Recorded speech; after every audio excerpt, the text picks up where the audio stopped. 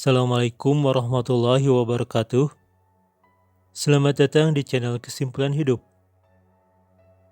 Pada video kali ini, kita akan membahas mengenai bukti kebenaran Al-Quran dan hadis secara ilmiah. Hal tersebut berhubungan dengan butterfly effect. Bismillahirrahmanirrahim. Butterfly effect adalah ketergantungan yang peka terhadap kondisi awal, di mana perubahan kecil pada suatu tempat dapat mengakibatkan perubahan keadaan yang besar di kemudian waktu. Edward Norton Lawrence menemukan butterfly effect atau efek kupu-kupu pada tahun 1961 di tengah-tengah pekerjaan rutinnya sebagai peneliti meteorologi. Ia memiliki latar belakang pendidikan di bidang matematika dan meteorologi dari MIT. Awalnya, dia berpendapat bahwa para peneliti meteorologi seharusnya bisa memprediksi cuaca di masa depan berdasarkan catatan sejarah untuk melihat apa yang terjadi ketika kondisinya sama seperti sekarang. Dalam usahanya melakukan peramalan cuaca, dia menjalankan program komputer untuk menguji berbagai simulasi cuaca.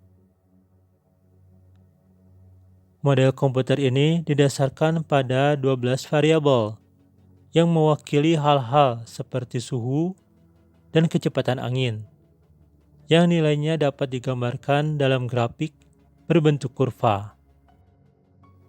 Pada awalnya, dia mencetak hasil perhitungannya di atas selai kertas dengan format 6 angka di belakang koma. Kemudian, untuk menghemat waktu dan kertas, ia memasukkan hanya 3 angka di belakang koma. Pembulatan angka tersebut dianggap wajar dalam bidang matematika karena pembulatan dari 6 angka di belakang koma menjadi 3 angka di belakang koma tersebut perbedaannya sangatlah kecil.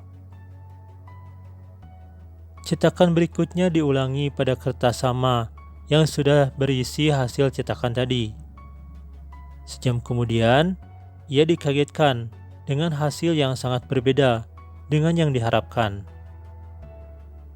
Pada awalnya kedua kurva tersebut memang berhimpitan, tetapi sedikit demi sedikit bergeser sampai membentuk kurva yang berbeda sama sekali. Dari sini, dia menyimpulkan bahwa cuaca pasti akan berubah drastis. Perubahan kecil pada kondisi awal mempunyai implikasi jangka panjang yang sangat besar. Pada tahun 1963, Lawrence menerbitkan studi teoritis efek ini dalam artikel terkenal yang berjudul Aliran Tak Periodik Deterministik. Dia berteori bahwa model prediksi cuaca tidak akurat karena tidak mungkin mengetahui kondisi awal yang tepat, dan perubahan kecil saja dapat merusak hasil. Dalam pidato dan wawancaranya, dia menjelaskan bahwa kupu-kupu berpotensi menimbulkan perubahan kecil, meskipun tidak menimbulkan topan, namun dapat mengubah lintasannya. Sayap yang mengepak mewakili perubahan kecil dalam tekanan atmosfer, dan perubahan ini semakin bertambah seiring dengan kemajuan model. Mengingat bahwa perubahan kecil yang hampir tidak terlihat dapat berdampak besar pada sistem yang kompleks, Lawrence menyimpulkan bahwa upaya untuk memprediksi cuaca adalah hal yang mustahil. Kata Lawrence, jika kita melakukan perubahan sekecil apapun terhadap alam, kita tidak akan pernah tahu apa yang akan terjadi, karena perubahan selanjutnya terlalu rumit, dan begitupun terlalu rumit juga untuk memulihkan keadaan sebelumnya.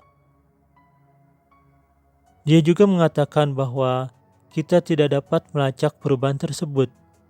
Kita tidak tahu persis apa yang menyebabkan pola cuaca berubah, dikarenakan interkoneksi alam yang tak terhitung jumlahnya. Jadi, perakiraan atau ramalan cuaca jangka panjang hampir tidak mungkin dilakukan. Sebagian besar karena manusia tidak memiliki kemampuan untuk mengukur kompleksitas alam yang luar biasa. Ada terlalu banyak variabel kecil yang dapat bertindak sebagai titik pivot yang berdampak pada konsekuensi yang jauh lebih besar. Belakangan, ilmuwan lain menyadari pentingnya penemuan Lorentz. Wawasannya meletakkan dasar bagi cabang matematika yang dikenal sebagai teori chaos atau teori kekacauan. Gagasan untuk mencoba memprediksi perilaku sistem yang secara inheren tidak dapat diprediksi. Teori kekacauan adalah teori yang berkenaan dengan sistem yang tidak teratur, seperti awan, pohon, garis pantai, ombak, dan lain-lain yang bersifat acak atau tidak teratur. Namun, bila dilakukan pembagian atas bagian-bagian yang kecil, maka sistem yang besar yang tidak teratur ini didapati sebagai pengulangan dari bagian-bagian yang teratur. Secara kekacauan adalah sistem sederhana yang bila ditumpuk-tumpuk akan menjadi sistem yang rumit. Dalam fisika klasik, objek dapat diperlakukan sebagai kumpulan partikel titik di lokasi berbeda dengan keadaan gerak berbeda. Meskipun gambaran realitasnya kaku, ada kalanya perilaku kacau muncul. Bahkan sejumlah kecil objek sederhana dapat dirangkai sedemikian rupa sehingga perubahan kecil pada pengaturan awal akan menghasilkan hasil yang sangat bervariasi. Contoh yang umum adalah pendulum tanpa gesekan yang terbuat dari dua batang yang sama panjang yang dihubungkan dengan engsel, mirip dengan lengan manusia. Walaupun dalam kasus pendulum, siku dapat dengan bebas melakukan hiperekstensi. Jika pendulum batang tunggal yang dilepaskan dari posisi horizontal akan berayun bolak-balik berulang kali sepanjang busur setengah lingkaran yang sama. Pendulum batang ganda akan berayun dengan cara yang sangat rumit, terlipat dan terbuka saat ia berayun, dan terkadang menggerakkan lengan bawahnya hingga penuh, melingkari sikunya. Jika dilepaskan dari ketinggian yang sedikit berbeda, atau dengan siku sedikit ditekuk, urutan gerakannya akan sangat berbeda. This pendulum is really weird. It's called a double pendulum because there are two pivots, one here and one here. And if I release it, things start out relatively simple, but suddenly get very complicated indeed. This motion is so weird that physicists call it chaotic. One property of chaotic systems is that no matter how hard I try to set this off in exactly the same way twice, minute differences between the way I release the pendulum each time mean that the motion ends up looking radically different. Let's rewind and try that again in slow-mo. Because they were released from almost the same position, they start off moving quite similarly. But slowly at first, they drift apart. And eventually, the very small differences between how I release them are amplified, and the pendulum's motion looks erratic, completely unrelated to each other. This chaotic motion is actually impossible to predict precisely. Butterfly effect membuktikan kebenaran ayat Al-Quran dan hadis berikut ini. Quran Surat Luqman ayat 34.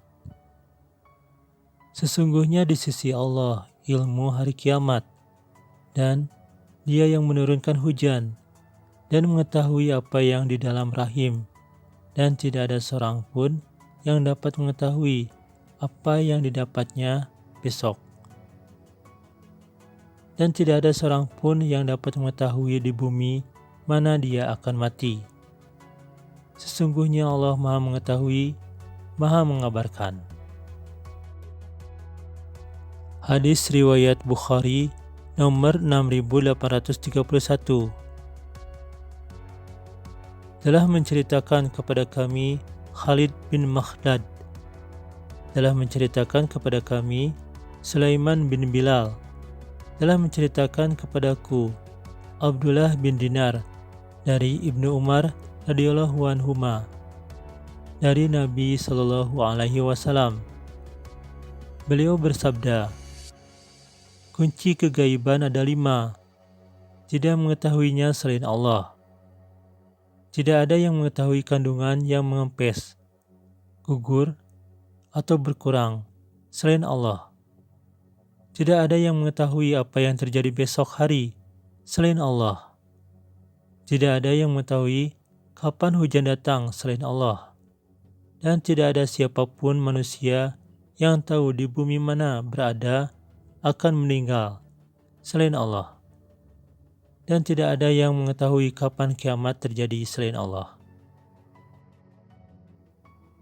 Dari Quran Surat Luqman ayat 34, dan hadis tersebut disebutkan mengenai hujan, di mana kita tahu bahwa hujan merupakan salah satu perubahan cuaca. Pada Al-Quran Surat Luqman ayat 34, memang tidak disebutkan secara eksplisit mengenai ramalan cuaca. Tetapi kata hujan dalam ayat tersebut berhubungan dengan ramalan, karena ayat tersebut membahas mengenai ramalan. Jadi Quran Surat Luqman ayat 34 dan hadis tersebut terbukti kebenarannya dengan ditemukannya teori butterfly effect, di mana kita juga sering mendapati perakiraan cuaca yang meleset. Dan tidak hanya perakiraan cuaca, semua hal yang merupakan ramalan ya kadang-kadang tepat, kadang-kadang meleset. Wallahu a'lam bishawab. Subhanakallahumma rabbana wa bihamdika maghfirli yata'awalu Quran. Konten ini hanya berbagi ilmu. Maaf jika dalam pembahasannya masih banyak kekurangan dan terdapat kesalahan. Terima kasih sudah menonton video ini. Semoga kita semua dalam keadaan sehat, jiwa dan raga, juga menjadi pribadi yang lebih baik. Referensi ada di deskripsi. Silahkan kalau mau ada yang menulis komentar, saran atau kritik. Wassalamualaikum warahmatullahi wabarakatuh.